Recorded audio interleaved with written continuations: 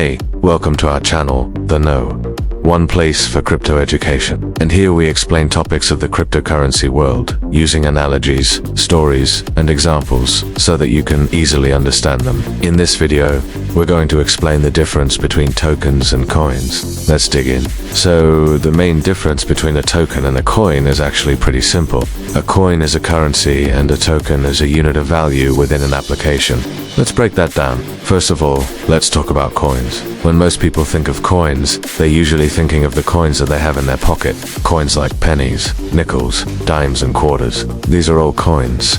They're also all currencies. Currencies are things that are used to trade goods and services. You can use any of these coins to buy something at a store, or you can use them to buy something online. They're also all fungible, which means that they're interchangeable. One penny is the same as any other penny. It doesn't matter where it came from or how it got there. One penny is always equal to one penny. This is another key difference between coins and tokens. Tokens are not usually fungible. That means that one token isn't necessarily the same as another token. The origin or the history of the token could affect its value. Let's take a look at some examples of tokens. Tether is a token that is used on the Ethereum network. Each tether is supposed to be backed by a real US dollar. So if one tether is equal to $1, then theoretically it should be interchangeable with any other dollar. However, there are many different types of tether. There's USDT, which is the most common one, and then there's O-Tether and T-Tether. The difference between them is where they're traded and their level of liquidity. They're all technically the same token,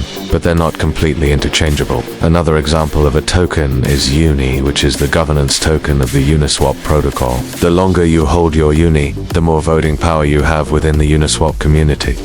If I give you my UNI, you'll get my voting power. That's pretty different from a fungible coin. We hope this helps you understand the difference between tokens and coins. We have a ton of other videos that explain topics in depth. Check out our other videos to become a certified crypto expert.